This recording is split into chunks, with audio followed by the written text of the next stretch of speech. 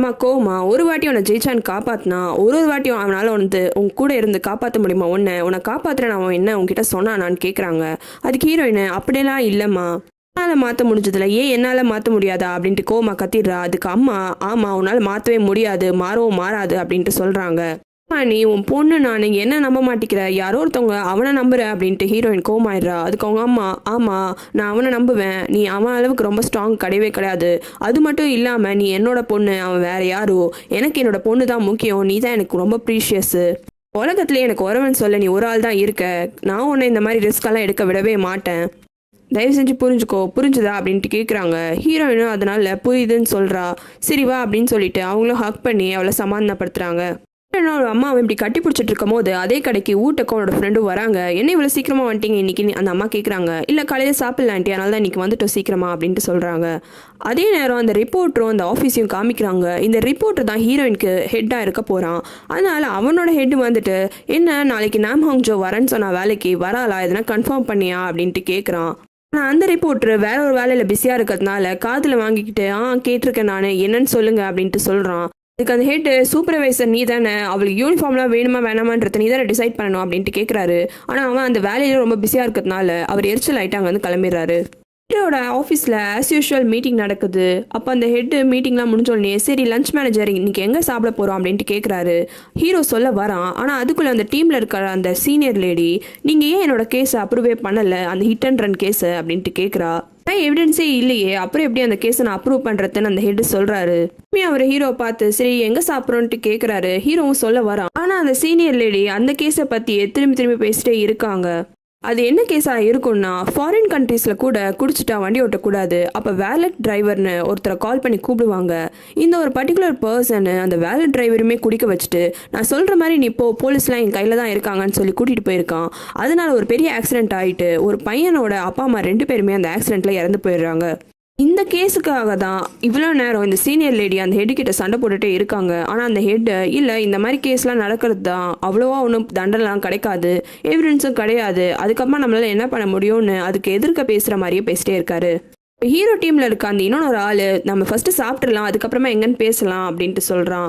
எங்கே சாப்பிட போகிறோன்ட்டு அந்த ஹெட்டும் கேட்குறாரு. ஹீரோ ஒரு இடத்த சொல்கிறான்.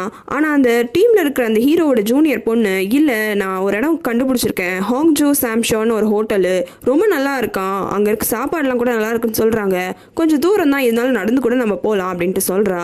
அந்த ஹெட்டும் கொஞ்சம் டென்ஷனில் இருந்ததுனால சரி வெதர் கூட நல்லா தான் இருக்குது, நடந்து போகிறதுனால ஒன்றும் ஆகிடாது, நம்ம அங்கேயே போகலாம் அப்படின்ட்டு சொல்லிடுறாரு.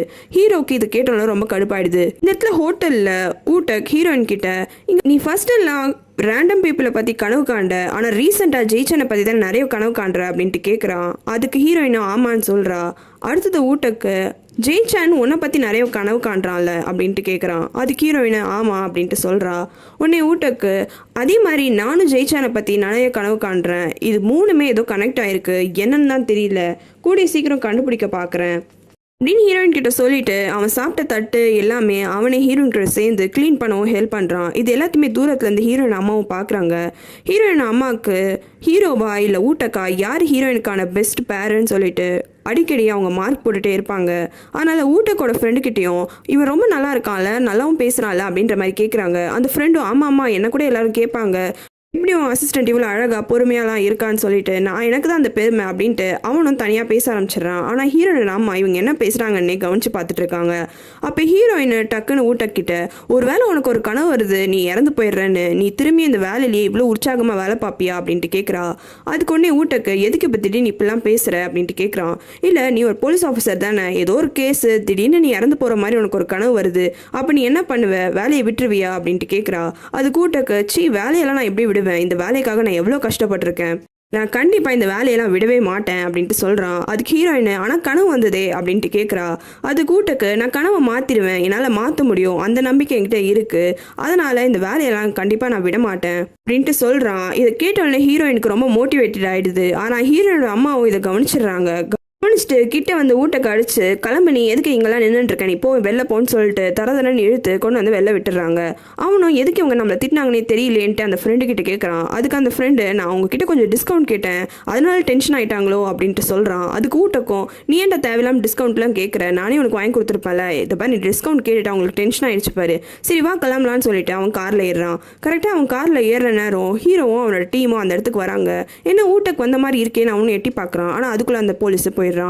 ஹீரோவும் உள்ளே வரான். அப்போ தான் அந்த அம்மாவும் கவனிக்கிறாங்க ஹீரோ வரத்த. ப்ராசிக்யூட்டர் ஜங், நீங்களும் வந்திருக்கீங்களா, உட்காருங்க சாப்பிட்றதுக்கு அப்படின்ட்டு சொல்கிறாங்க. அப்போ உடனே ஷின்னு, என்ன ப்ராசிக்யூட்டர் ஜங் அடிக்கடி வருவீங்க போல இருக்கே அப்படின்ட்டு கிண்டல் பண்ணுறா.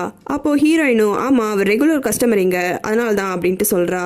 சாப்பிட்றதுக்கு முன்னாடி எப்பயும் போல் ப்ரே பண்ண ஆரம்பிக்கிறாங்க. ஆனால் இந்த வாட்டி ப்ரே பண்ணுறதுல ஃபுல் அண்ட் ஃபுல் அந்த ஹிட் அண்ட் ரன் கேஸை பற்றியே தான் பேசுகிறாங்க.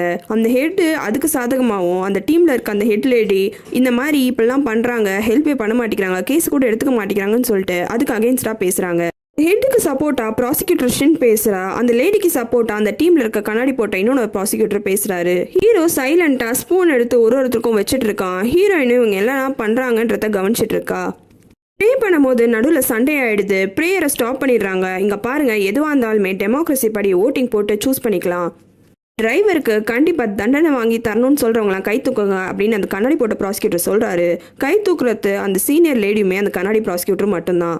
அதே மாதிரி டிரைவரை பனிஷ் பண்ணக்கூடாதுன்னு சொல்கிறவங்களாம் கை தூக்குன்னு உடனே அந்த ஹெட்டுமே ப்ராசிக்யூட்டர் டக்குன்னு கை தூக்கிடுறாங்க. ஹீரோ ரெண்டுத்துக்குமே கை தூக்காமல் சைலண்ட்டாக இருக்கான்.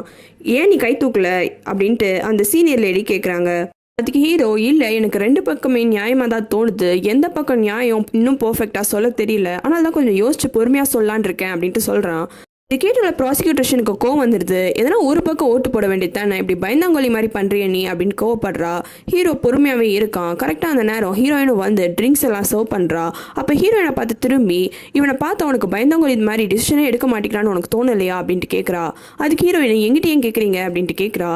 உடனே அதுக்கு ப்ராசிக்யூட்டர்ஷன், இல்லை எனக்கு தான் அப்படி தோணுதான்னு எனக்கு தெரியணும், ஆனால் தான் கேட்டேன் அப்படின்ட்டு சொல்கிறா. அதுக்கு ஹீரோயின், முதல்ல இந்த மாதிரி ஒரு கவர்மெண்ட் ஆஃபீஸில் வேலை செய்கிறவங்க யாரும் ஒன்றா ப்ரே பண்ணக்கூடாதுன்னு ஒரு ரூல் இருக்குல்ல அப்படின்ட்டு கேட்குறா.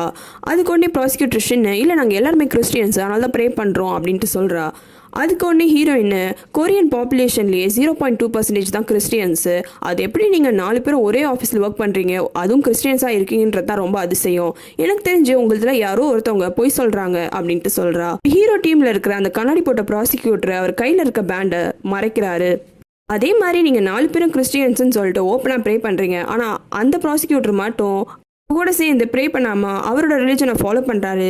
இதுலேருந்தே தெரியல ஒரு டிசிஷன் எடுக்கிறதுக்கு அவர் பயப்படல, கொஞ்சம் பொறுமையாக யோசிச்சு சொல்கிறேன்னு தானே சொல்கிறாரு. அவருக்கான டைம் வந்தோடனே அவரே அதுக்கான டிசிஷனையும் எடுத்து சொல்லுவார் அப்படின்னு ஹீரோக்கு சப்போர்ட்டாக பேசிட்டு போயிடுறா. சின்னுக்கு பல்பு வாங்கின மாதிரி இருக்குது. ஹீரோவும் அதனால் பார்த்து சிரிக்க ஆரம்பிச்சிடுறான். மறக்காமல் ரெட் லோட்டஸ் தமிழ் சேனலுக்கு சப்ஸ்கிரைப் பண்ணுறங்க. உங்களுக்கு வேறு சீரீஸ் பார்க்கணுன்னா கமெண்ட்டில் சொல்லுங்கள்.